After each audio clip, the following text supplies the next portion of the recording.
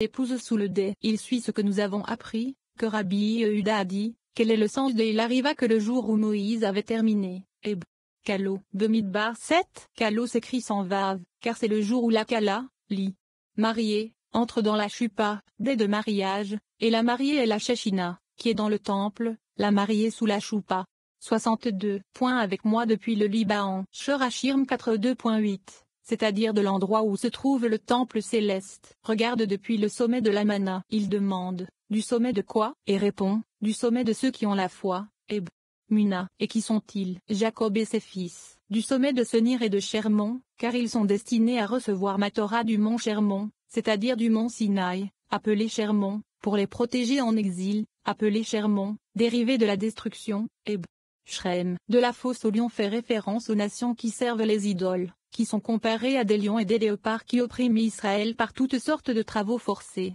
63. Rabbi Abba a dit, viens avec moi du Liban, mon épouse, et il demande, est-ce qu'elle vient du Liban? Pourtant elle monte au Liban, et elle monte au Liban pour recevoir la Shoma. Par conséquent, il faudra dire, montez avec moi au Liban. C'est pourquoi Rabbi Abba a dit, lorsque la Shechina descendit en Égypte, 600 000 anges tutélaires descendirent avec elle, et le saint, béni soit-il, fut le premier, comme il est écrit, et le roi passa devant eux et Hachem à leur tête. Micha 2h13.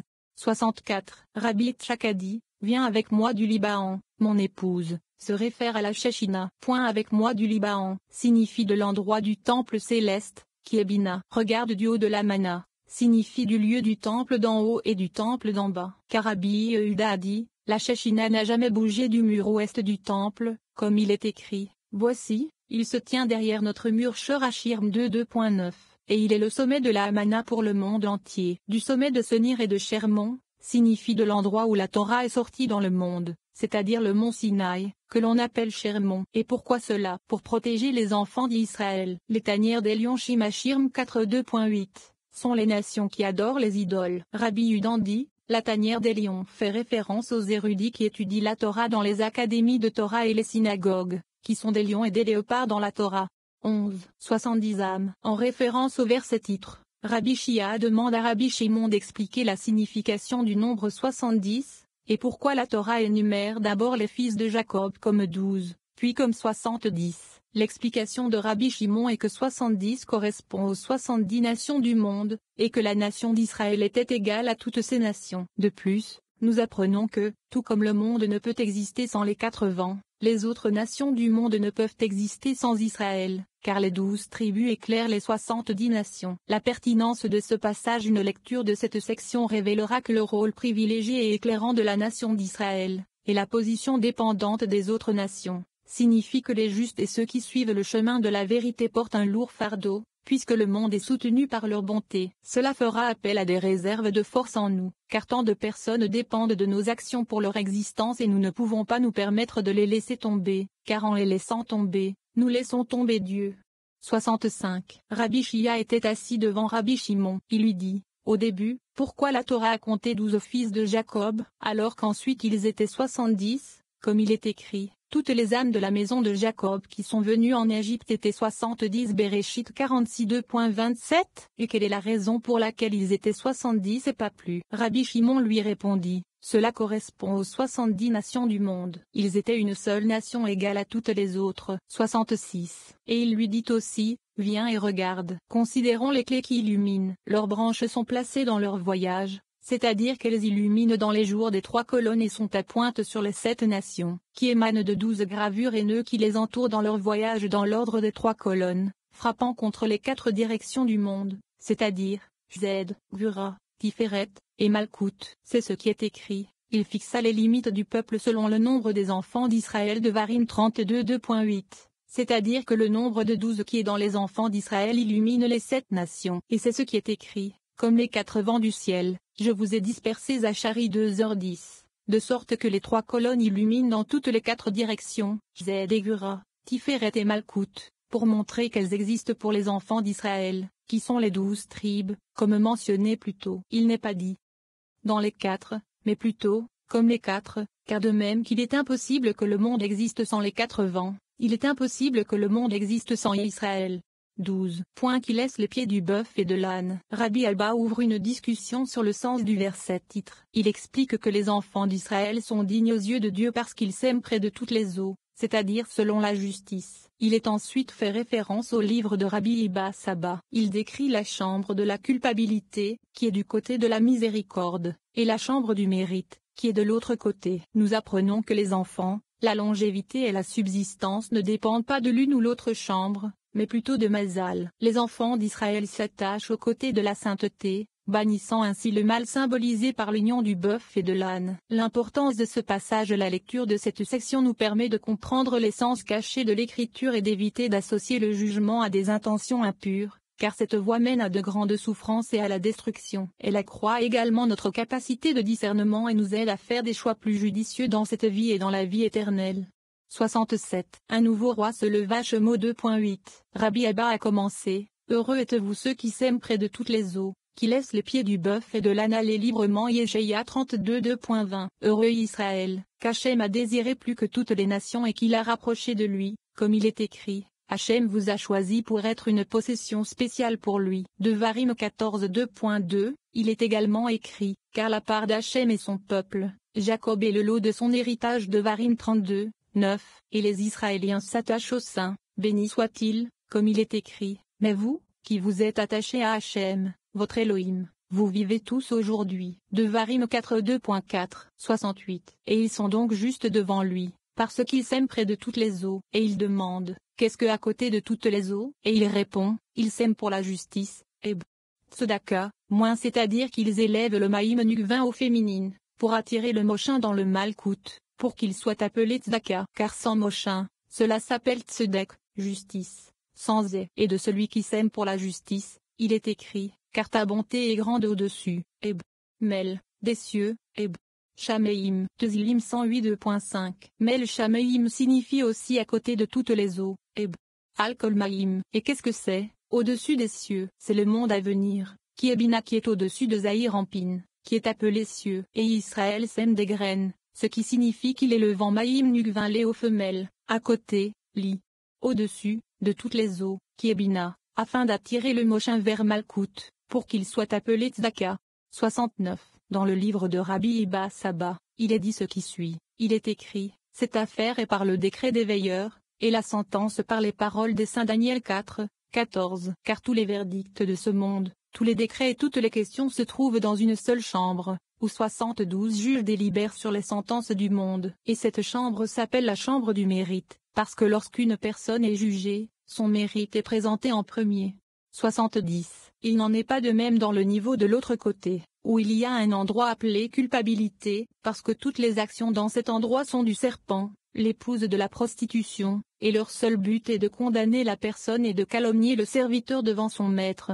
71. Ceux qui se trouvent dans la chambre des mérites sont appelés eaux douces, eaux claires. Celles qui se trouvent dans la chambre de la culpabilité sont appelées eaux amères, l'eau amère qui cause la malédiction. Bemidbar 5h18. Dans la chambre du mérite, on ne trouve pas ces trois éléments, les enfants, la longévité et la subsistance. On ne les trouve pas non plus dans la chambre de la culpabilité, ni dans les eaux douces et claires, ni dans les eaux amères et les eaux qui causent la malédiction.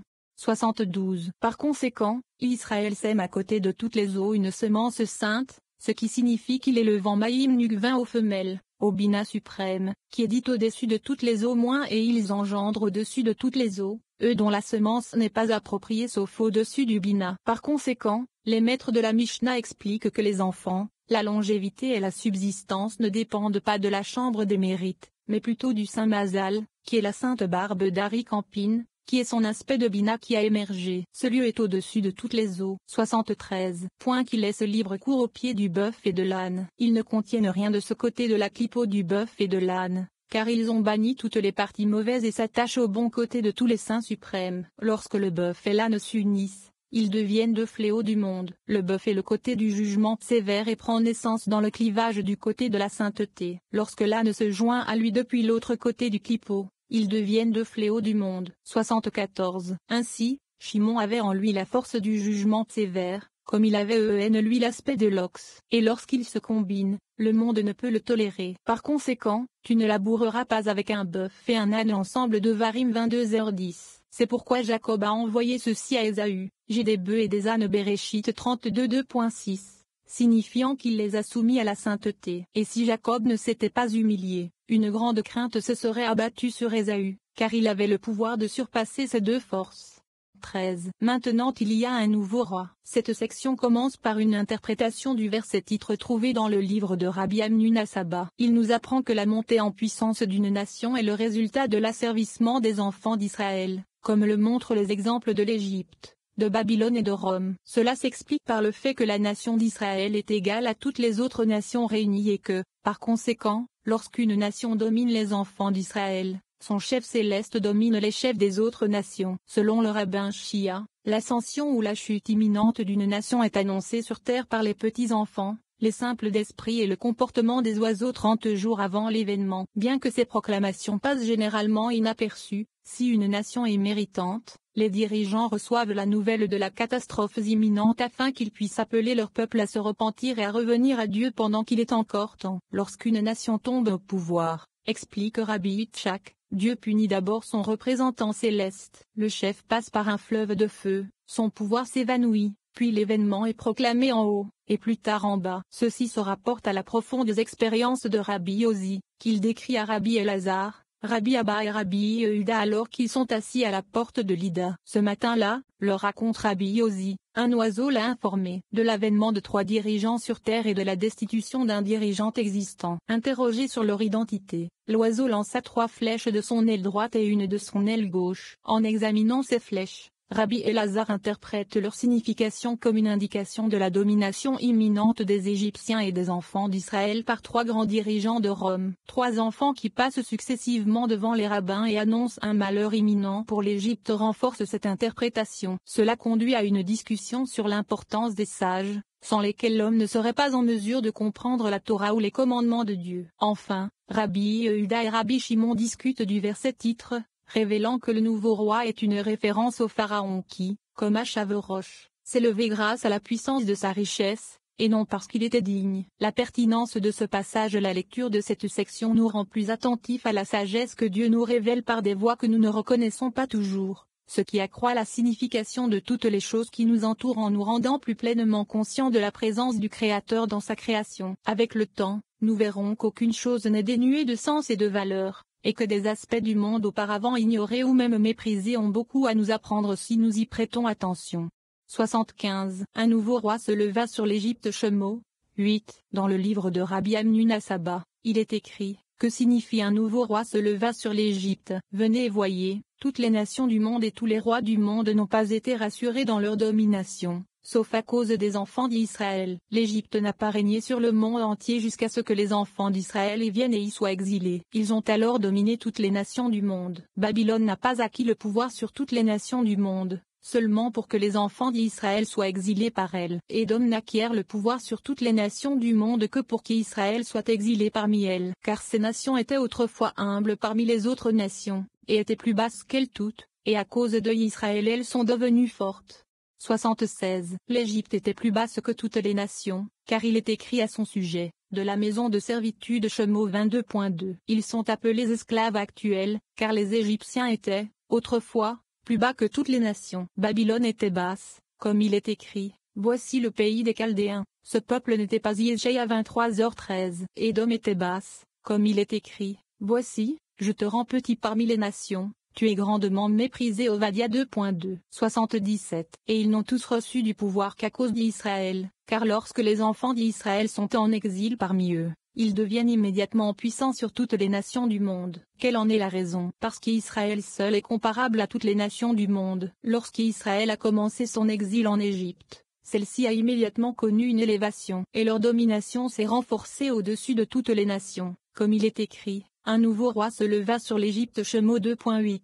Se leva signifie qu'ils se levèrent et devinrent forts. Et l'ange, qui est le ministre désigné pour gouverner l'Égypte, fut fortifié et se leva. Il reçut le pouvoir et la domination sur tous ceux qui furent nommés sur les autres nations, car la domination est donnée d'abord à celui qui est nommé en haut et ensuite à sa nation en bas. Par conséquent, Le Verbe dit, il s'éleva un nouveau roi sur l'Égypte. C'est celui qui a été nommé sur eux. Il était nouveau, car jusqu'à ce moment-là, il n'avait pas de domination sur les autres nations. Puis il a été élevé pour régner sur toutes les nations du monde. Et ceci s'est accompli. À cause de 3 choses, la terre est inquiète.